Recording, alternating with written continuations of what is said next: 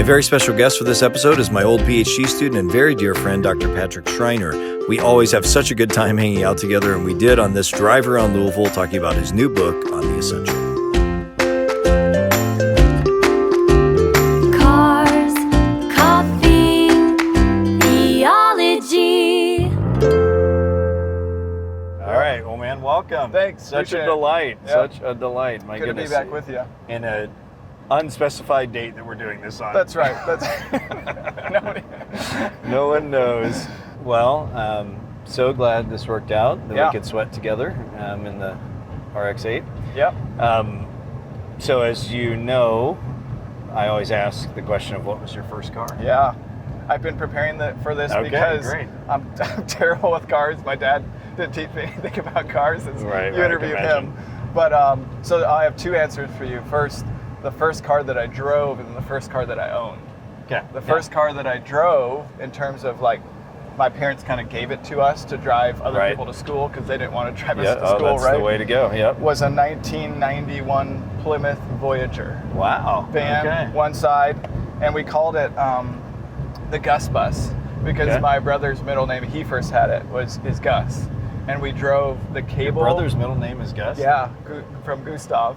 Okay, not Augustus or anything. No. Good German name. So we Right. drove, you'll know these people, but we drove the Wagner kids Yeah. and the Cable kids. Okay. So it was 2 Schreiner kids, 2 Cable kids, and 2 Wagner kids So out you- to Christian Academy of You Louisville. drove by my house every day then, Yeah, right? yeah. Well, Right. Sherry would bring the cables Okay. over to our house, so we Okay. wouldn't always drive by. But so my first car, though, that I bought, actually, I had it, I think, when I worked for you in the office, was also 1991, which is when the Twins won the World Series. So I must only buy 1991 cars. Okay. 1991 BMW 3 Series 318 5-speed car with a crank sunroof.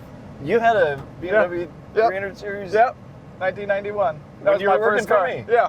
That's amazing. You never came out to my car. I but- guess I never did. Yeah. It And was I've- really cool. That is amazing. And it was also, somebody had like lowered it. And I just, like, it was so Wow. low to the ground. How did you come upon that car? Somebody in Vine Grove was selling it, and Hannah's family had a relationship with them. And Okay. she was just like, I need to get rid of this thing. And they sold it to me for like $900. That's So, amazing. Yeah. That was the first car I ever bought. You know, your dad's a pretty famous guy, and I was wondering, is that because of you? Yeah. He's famous, I always say famous in really small circles. They call it, there's a name for that, micro famous. Yes, Yeah. exactly. Yeah. So people will be like, "Whoa, your dad's like really famous," and I'm like, "In a very small, Right, we're in right. a very small world." So yes, he's famous for all the controversial things I'm saying. I say. Maybe so, yeah. Yeah, he's been a great influence in terms of writing. I mean, we've talked a lot about writing, and you're a big influence on me in writing. But Oh, crap. they instilled in me a love of writing just by reading. We read a lot as Yeah. kids, and I think I just loved literature because we read kind of classic literature, British, Yeah. English, lit, and they would sit down and read to us. I mean, even Like like read Greek. aloud? Yeah, read out Yeah. loud. Like we would read Greek mythology stuff, like when we were younger, and so we just loved literature, and I think that really plays into, as you get older, loving writing, because if you like reading, you end up many Absolutely. times liking writing. So, Absolutely. yeah. Well, in a little bit, we're going to talk about your Ascension book, but one of the things that I was really struck by it is that you've done it. You figured out how to write a short book, Yeah. which I'm still trying to. I Right. mean, I wrote a shorter book this time in The Juice, the Great Philosopher, but Yeah. and The Small Preaching is short, Right, but right. Yeah. but That's a you blessing, did it. too. Yeah, that's what Yeah. But you did it, and it's so clear and so. Oh, I thanks. mean, you've always been a because I have always thought with your writing, because your journalism background, you Yeah. were Yeah. you were Kind of to the quick point. and choppy to the point, and I always wanted you to get a little smoother. Yep. Most people have the opposite problem where they're too Mm-hmm. too long, but I feel like you did it. You found your voice, in this Thanks. book. Yep. I don't know if you Yep. felt that way. It was a really It's fun clear. project. I don't know. I mean, it was definitely, it's hard to write short, but it's also a fun challenge. That is. Yeah. Okay, do you want some tea? Can I do ice chai? Yeah. Okay, we'll have Sorry, a no coffee. Grant. I know. In your dad's episode, he got tea, and I know Okay. you're a tea drinker Yeah, yeah, as well, yeah, and yeah. I remember. I very would say I'm distinctly. so post-hipster that I don't drink coffee. I never did drink coffee. You're beyond. Yeah, I'm beyond You out that hipster the stage. hipsters. I don't You need drink coffee? Oh. That's so 2000. That's the chai. That's the chai. Thank you. All right, thanks a lot. It looks like we have the same drink. But It we does. don't. So they just Cheers. They just have one. Oh crap! So they just have one big drink. Oh crap! And there's people behind me. Oh crap! And the. Whoa. That would be me driving this thing. Yeah, exactly. All right. Actually, the clutch is acting up a little bit. Where's the book? It's underneath the Okay. manuscript. I'll reach for it. You wrote too small of a book. Oh, there it is. Okay. Your small preaching. There it would be is. Like this, though, right? It's only 20,000 words. So. 20,000. Yeah. Oh, this is like 35. Yeah. So Yeah. it'll be the So pamphlet. 28, right? A final ascent story combined with the transfer of prophetic power occurs in 2 Kings 2. Elijah, the great prophet of the hardened Israel, was climactically taken up in a whirlwind to heaven, and Elisha, his prophetic protege, received a double portion of his spirit. The narrative leading up to the scene is telling. That's the end of that paragraph. And Do we you want all me to just- and we all died. Did you read that book? Oh yeah, Ready Player One for sure. In fact, Did you see I need to the new one's re-listen coming to out? it. Ready Player 2 or something? Oh really? Yeah. Yeah, but his other ones kind of sucked. Oh, I didn't Yeah, read the other ones. he wrote some other books. They weren't Yep, that great. Yep. He might be a one-hit wonder. I could keep. You want me to read the next paragraph or no? Just talk about No, just go ahead and tell. That's enough. That is enough. it. That is enough. No, so obviously it's the book, The Ascension of Christ. So you were reading, it was saying something about Ezekiel there. Just tell us maybe what you're doing there, and then you can pull back and just say, Yeah. what's this book about? I've got some specific questions. In which that you story, this is the chapter on the ascension of the prophet. So I looked at the book or Christ's ascent from prophet, priest, king, kind of the Okay. standard way of looking at it's kind of his messianic role. And in each chapter, what I try to do is look at Old Testament shadow stories yeah. that inform the theology of his ascension. Because what you find in the New Testament is that the ascension, a lot of people don't talk about it in the New Testament because there's not a lot of reflection theologically on Right. why it happened. There's only two places where it even Two occurs, places right? where it's narrated, and the narration is pretty like historic, just a historic kind of this is what happened. Yeah. Not much like pausing and reflecting on it. So in each chapter, I wanted to look back and think, are there kind of ascent stories that inform the theology of the ascension of Christ? And this story is key for the prophetic kind of story because you have Elijah and Elisha, and he has this narrative where he says in 2 Kings 2, where he says, you won't receive a double portion of my spirit unless you watch me ascend. Yeah. And it's always been a strange story to me as That is a I strange read it. story. Like, why does he have to watch him? And then you go to Acts, and they're like, there's like 5 words of them gazing into the heavens and watching this happen.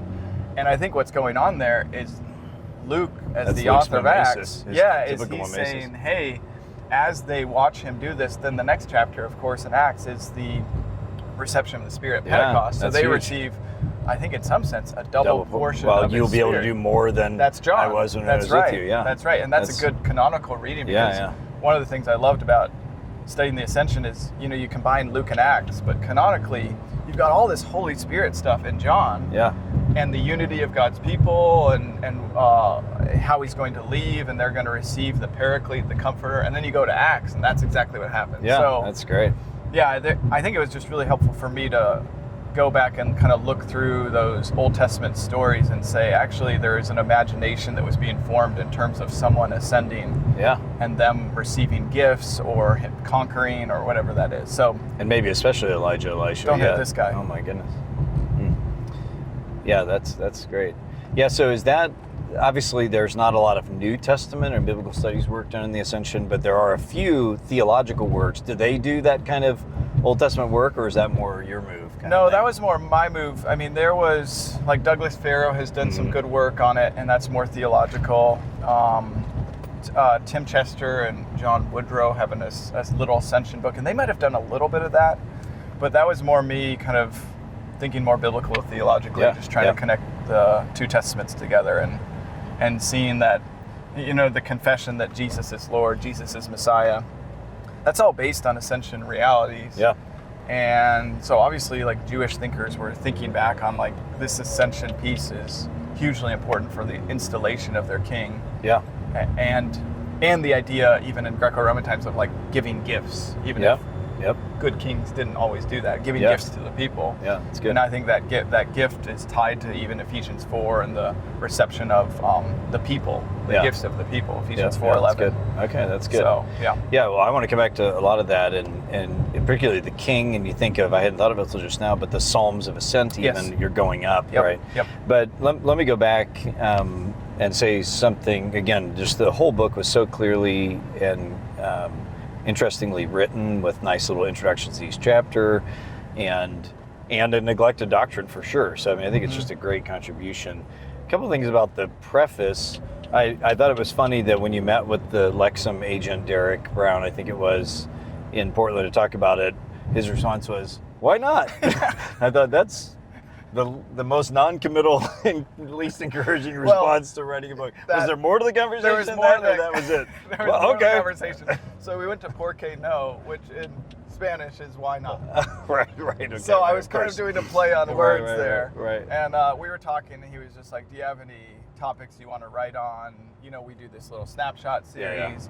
Yeah. And I had preached on the Ascension and done almost a very similar outline. Okay.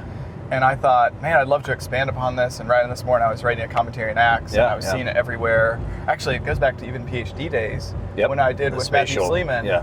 He has this, yeah. I think Oak Hill. Yep. He has a book on geography and the Ascension Yep. narrative in Acts, that's 9 right. through 11, or Right. 1 through 11. Yeah. And so even from those days, I was thinking about the importance of the Ascension. And so it was kind of a return to the topic. Yeah, yeah. I hadn't come back to it. And so when he said, "Why not?" They were very That was committed perfect, to it. Speaking of the series, I did notice not only the reference to the Por qué no, which I did fail at, Yep. but I noticed you didn't thank Mike Bird, who was the series editor. Is there a particular reason? This is for you, Mike. You didn't even mention him. He's the series editor. Not a single word. That's like perfunctory. I love Mike Bird, but I don't think he ever even read the book. No, I'm just kidding. Crap. All right.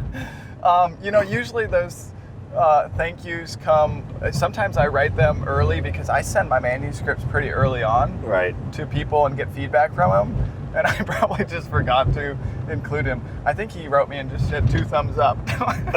Okay. And So. Mike, if you're listening, there was some good feedback. He was like, "This is great." Okay. That was Good. about it. I just noticed. Usually you thank the series editor, but apparently not. Okay. Thanks for bringing that up. Me and Mike will have a great relationship from here Totally. on out. That's it. And I also noticed from the preface that there was no Arcade Fire in the playlist. Yeah, Very odd. Maybe I wasn't just in the Arcade Fire mood. What I don't even remember what was in my playlist you at missed this some point. other. But I love Arcade Fire. I know Arcade you Fire is one of my favorite bands. they are. The National, First Aid Kit, Amos Lee, Bon Iver, Vampire Weekend, Nicholas Bertel, Max Richter. It goes, so when I write books, it goes from kind of classical score soundtracks to make me think like everything I'm writing is really epic. This is amazing. Hans Zimmer. When it's not. There's Exactly. no Zimmer. I mean, Zimmer is great to write. Zimmer too. is great too. I have a playlist. Interstellar, I probably Batman. listen to Zimmer a lot. Yep. But then I kind of like indie music. You were writing a commentary in Acts, Yeah. which is done, so that Right. was part of it. I did wonder about the spatial, your PhD work. Yep.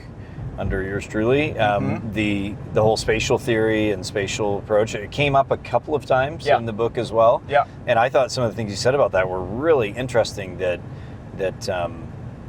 Christ things you said from your dissertation. Christ reorders space through his earthly, but then this added to it the ascension element of it. It seems like it deepened that.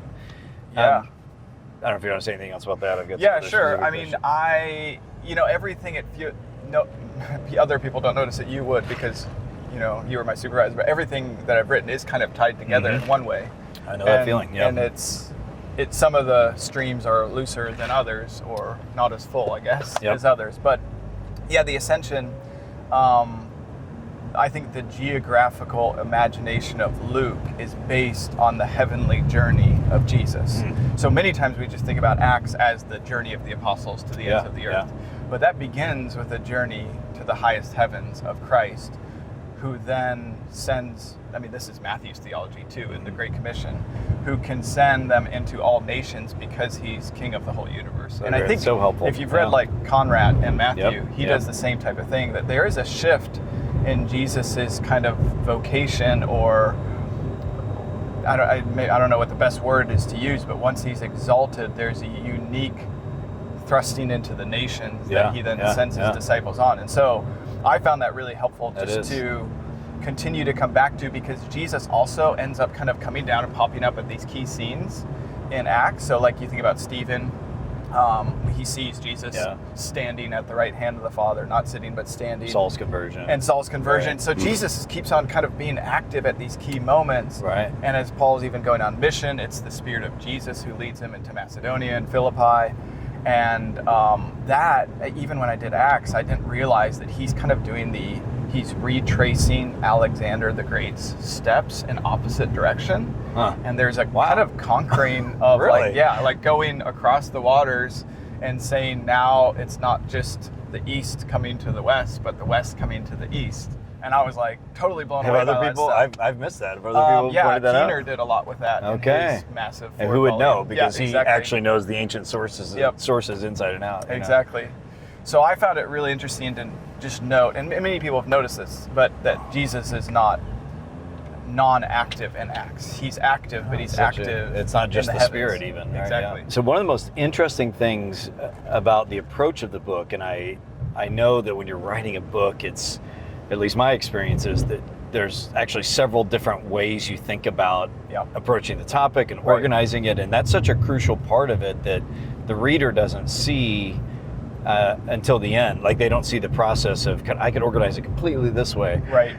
But you chose to organize it in a way that is unexpected, but makes sense, and I really, really liked, and that is based on the three offices, the Munus Triplex, is that what it is? Triplex, of Jesus as prophet, priest, and king, rather than what maybe would be typical in a lot of the evangelical modern world of a BT kind of approach. Right. I mean, you end up doing biblical study stuff for each of them, but still the organizing principle of the book was actually the three offices of Christ. Yeah. So I'd love to hear like how you came to that and what effect you think that had on the project overall. So I came to that actually when I preached a sermon on the topic. I was preaching, I think, on Ascension Sunday at our church.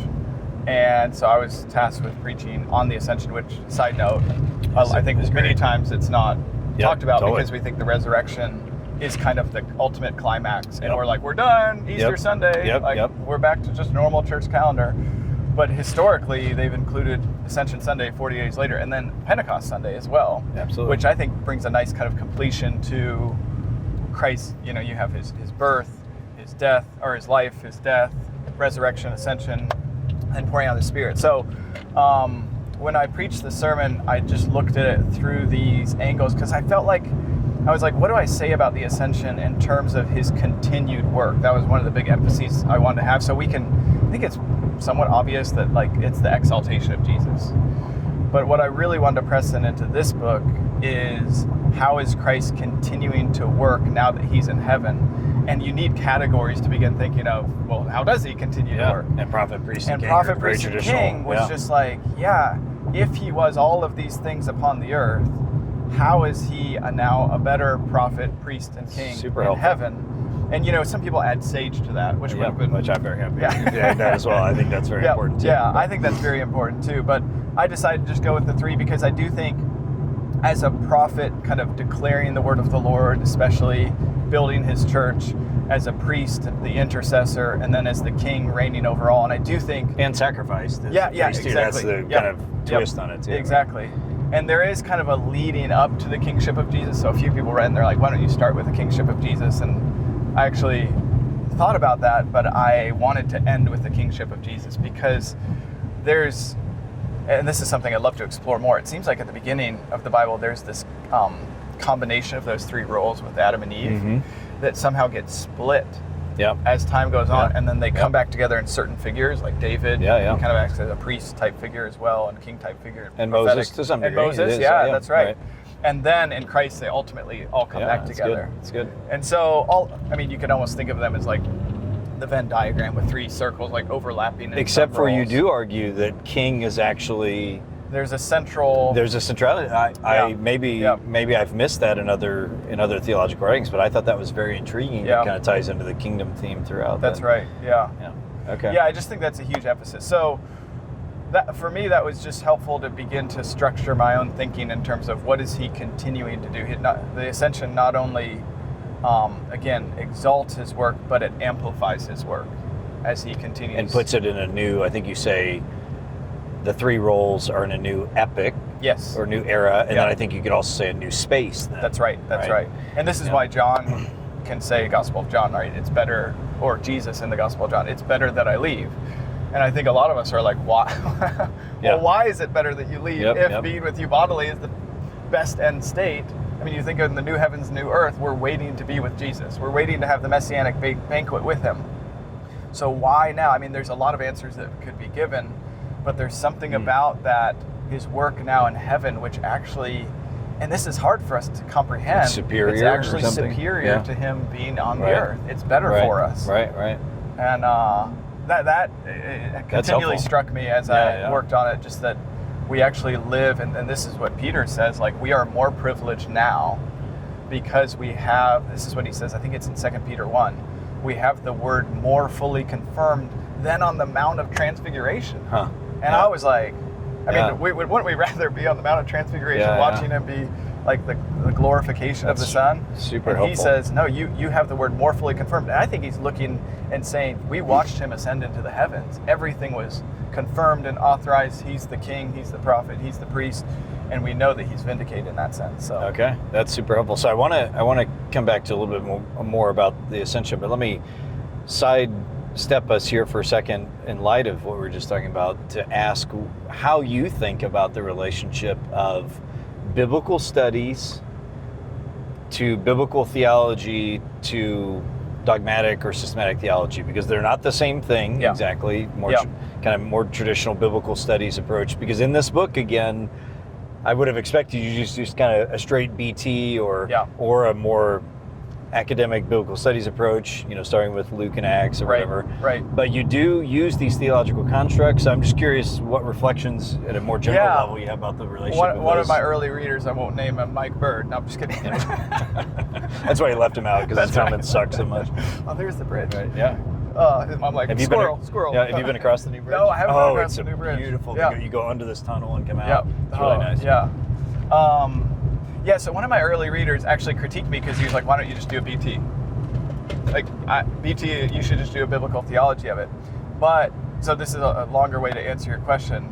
But I mean, biblical theology is so great because I view the relationship of, this is simplistic, but biblical studies is more narrow, and biblical theology is just widening your horizon, basically. Look at a whole canon. Widening your canon. So if you think of it in concentric circles, Yep. biblical studies is saying, okay, what is this paragraph? What is this chapter getting at? Biblical theology is saying, how does this fit into the whole canon in terms of progressive revelation?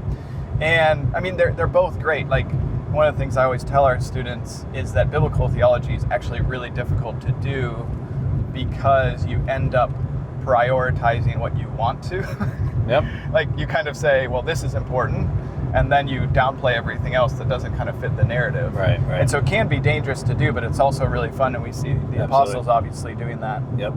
But systematics, there's been so much suspicion of systematics, and dogmatic theology is just coming alongside and making sure this is all reconciled together. That we're thinking, it's almost like you have these different spheres of thought and making sure that they talk to one another and talk to one another well.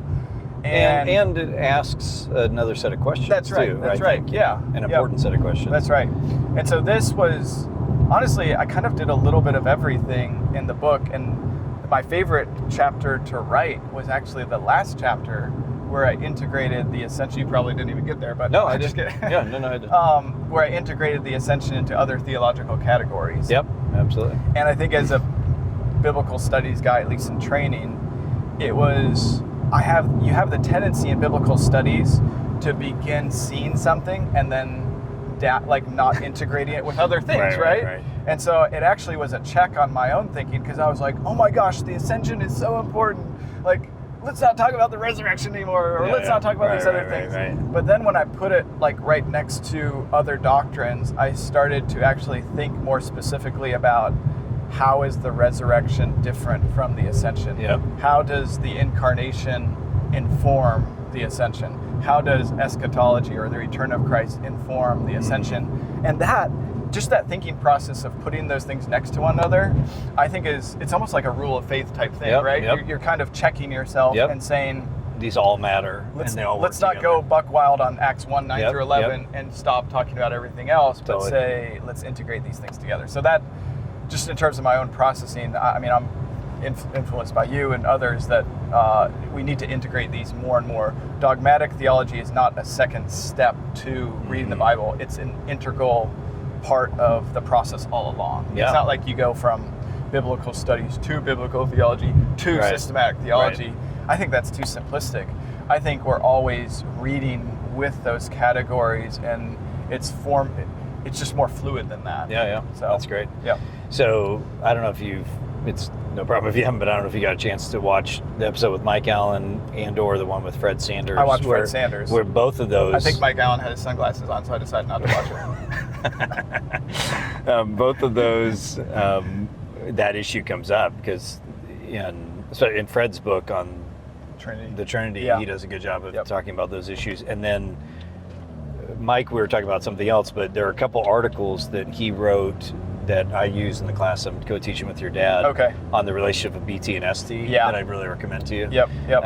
That we also talked about in that episode. So yeah, it's good. And I remember he mentioned, I can't remember exactly what he said, but something about like, even systematics, they give us language that's not biblical language, but they're clarifying concepts to help think through. Like, do we ever have, I'm just thinking through even what I did, do we ever have like a clear prophet, priest, and king like exposition? It's actually us coming on top and those saying, are theological categories. These are theological categories things, to help make sense. Right. And I think actually the person who critiqued me, they're coming more from that biblical studies. For sure. Why use these categories? That's not biblical. Right. I'm like, well, I think it actually is. And that's a problem, right? Yeah. I mean, that's the great modern problem of biblical studies, is that it doesn't have the capacity to recognize that theological work and approach is not less biblical. It's just approaching it with a set of biblically derived That's right. and other good questions that need to be asked of the text. So. Yeah. Okay, well, that's great. Well, back to the book, you do talk, the subtitle talks about being a neglected doctrine, and you, early on, talk about some of the reasons why you think it's neglected. Do you recall those off the top of your head, just to kind of repeat it? Yeah, a few. I know I had 5, but maybe I can go through a few of them Because if I can have remember. 2 to add. You have 2 to add. Yeah, so for I sure. want to hear yours. I mean, I already said this, but it's not neglected in all spheres, just to be clear. I was kind of speaking to a specific crowd. I think actually in the higher church tradition, because they keep kind of focusing Church on the calendar Ascension, too, and, they actually do speak about this. So it's just in a certain sphere of kind of evangelicalism, I think.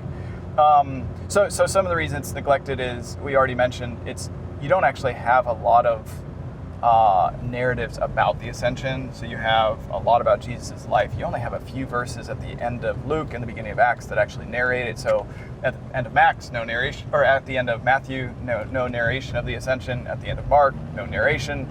1 Corinthians 15, of first importance, he doesn't say Ascension. And so I think if you're kind of reading more literalistically, you're not putting that in the category of this is really important. I also think, we, as evangelicals, we usually talk about that which is controversial, and for some reason the cross, substitutionary atonement, has been the kind of point of controversy. Right. And so I don't even know if that was one of my points, but I think we end up talking about kind of the flashpoints of what we're arguing about, which is natural and fine. But for some reason, the Ascension just hasn't been as controversial. I think part of the reason is historical critical scholars are kind of just like, this is ridiculous. Right. And more conservative people are just like, okay, but we don't really know what to do with it, because one of the things I was reflecting on in comparison with resurrection, like resurrection is like, well, yeah, Jesus is here, got a better body, this is great.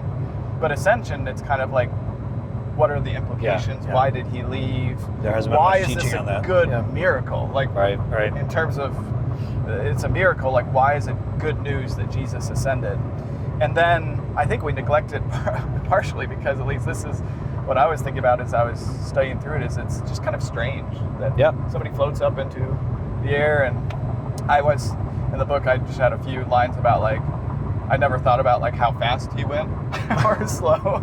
Like, was it Iron Man? Where'd it go? Or was it like the balloon thing where you're like, I think I still see him. He's still up there. Nope, that's... Or like super slow when he's going up, everybody's just kind of standing there, so like...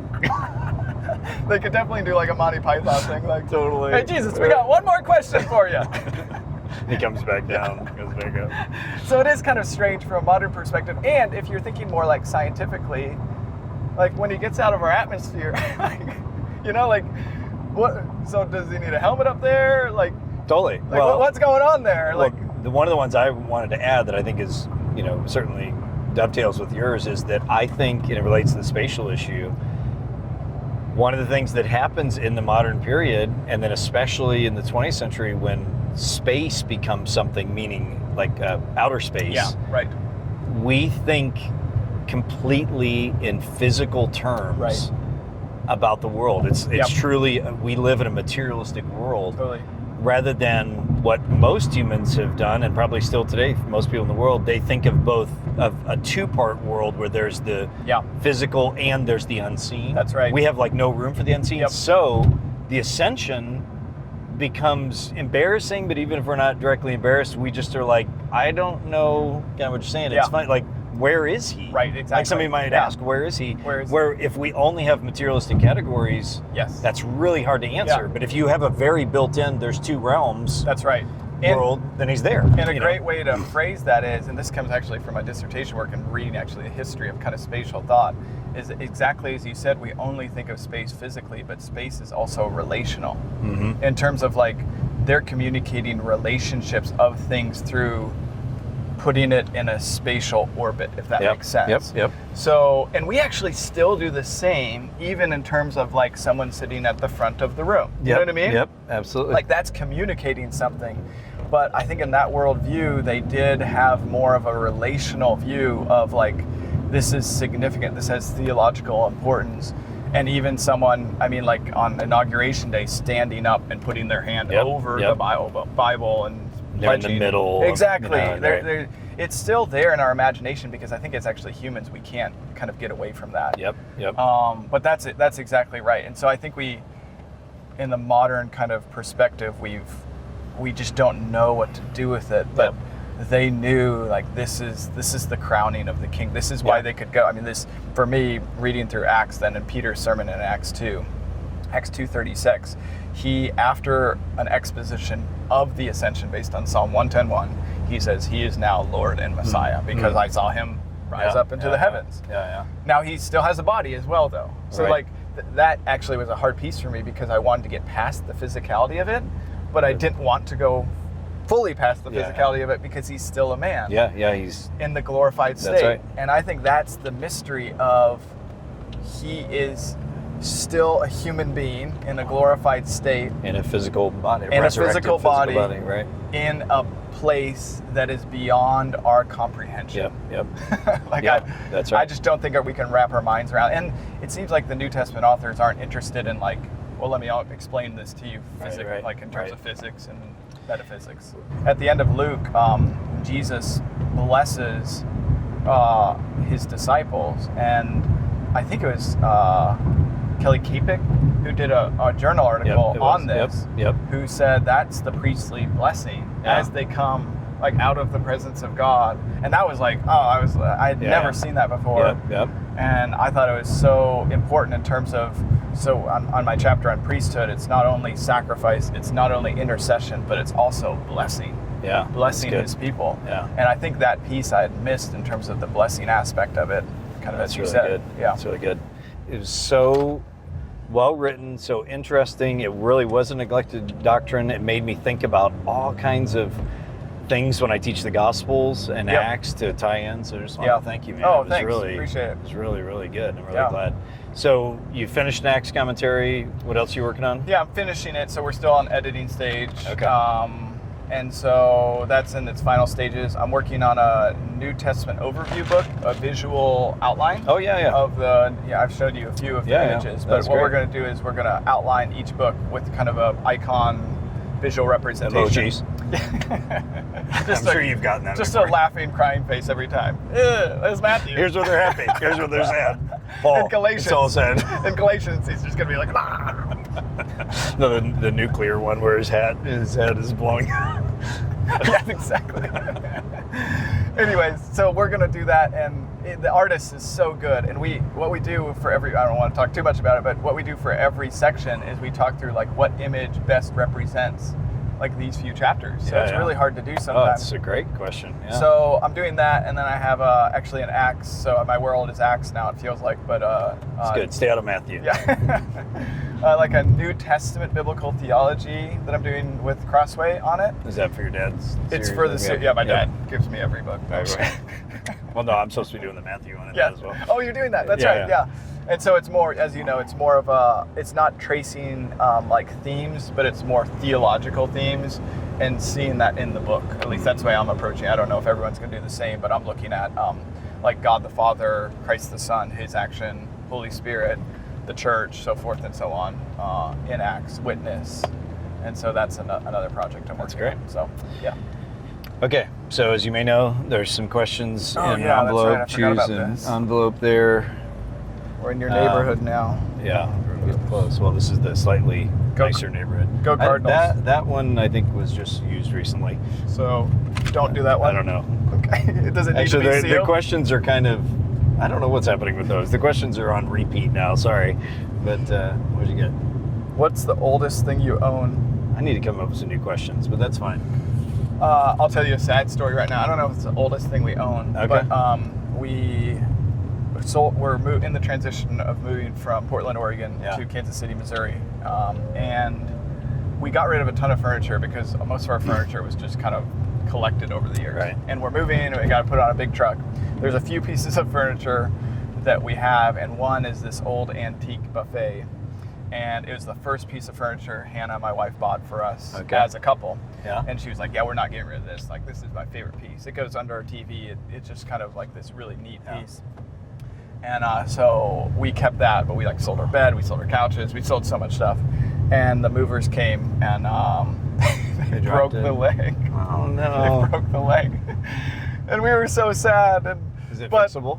Yeah, I talked to a woodworker who said it's fixable, but you'll have to get like different legs on it. Yeah. Like basically, it's Right, it's right. not fixable the way it is. Yeah. You can keep the base and then just get new legs on it, and so that's the sad story of the oldest thing we own. All right, well, man, this has been great. Yeah, thank you so Always good much. to see Appreciate you. it. Yep. All right, thanks. Hey, thanks so much for watching. 3 really quick things. If you like this video, subscribe to our YouTube channel and connect with us on social media. We'd really appreciate it. Secondly, check out the comment section below. We've put a bunch of program notes and links to interesting things there. And third, check out some of our episodes you can see linked here. Thanks. We'll see you on the road. Peace.